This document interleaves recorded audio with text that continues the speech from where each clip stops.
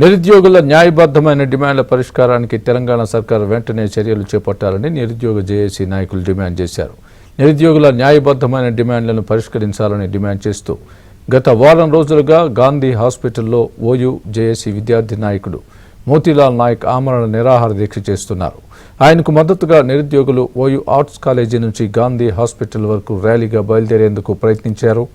దీంతో ఓయూ పోలీసులు విద్యార్థుల్ని ఆర్ట్స్ కాలేజీ వద్ద అరెస్ట్ చేసి పోలీస్ స్టేషన్కు తరలించారు.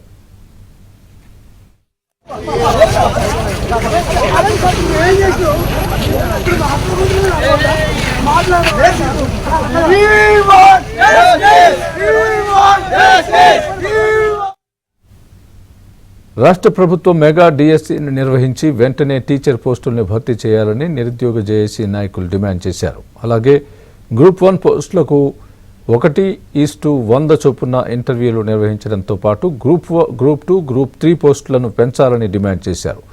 గత వారం రోజులుగా గాంధీ హాస్పిటల్లో ఆమరణ నిరాహార దీక్ష చేస్తున్న మోతీలాల్ నాయక్ ఆరోగ్యం క్షీణించక ముందే రాష్ట్ర ప్రభుత్వం నిరుద్యోగుల డిమాండ్లను పరిష్కరించి ఆయన దీక్షను విరమింపజేయాలని కోరారు.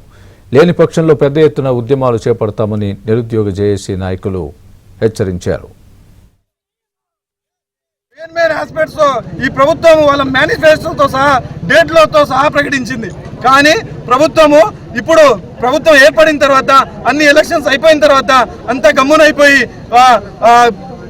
గవర్నమెంట్ ఎలాంటి 10 రోజులు 8 రోజులుగా దీక్షలు చేస్తున్నా, ఎంత ధర్నాలు చేస్తున్నా, వాళ్ళ ఎమ్మెల్యేలను మంత్రులను పోయి రిప్రజెంటేషన్ ఇచ్చినా ఎలాంటి పట్టింపు లేకుండా ఓ ప్రాణం పోతే మాకెంత, తెలంగాణలో ఎంతో మంది చనిపోయారు ఈయనెంత అన్నట్టు మోతీలాల్ నాయక్ని ఇట్లా పట్టించుకోనట్టు ఉన్నారు. కాబట్టి మేము ఒకటే డిమాండ్ చేస్తున్నాం ప్రభుత్వానికి.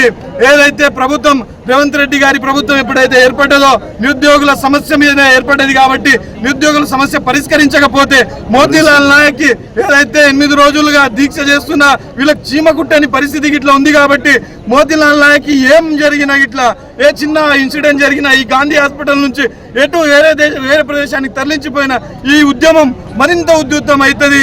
దీన్ని ఈ ప్రభుత్వం దాని తర్వాత జరిగే పరిణామాలకు ప్రభుత్వమే బాధ్యత వహించాలని మనస్ఫూర్తిగా తెలియజేస్తున్నా.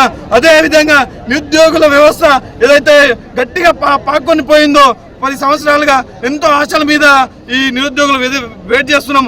ఇప్పుడన్నా ప్రభుత్వము సానుకూలంగా స్పందించి ముఖ్యమంత్రి గారు దీని మీద సమీక్ష నిర్వహించాలని కోరుకుంటా ఉన్నాం.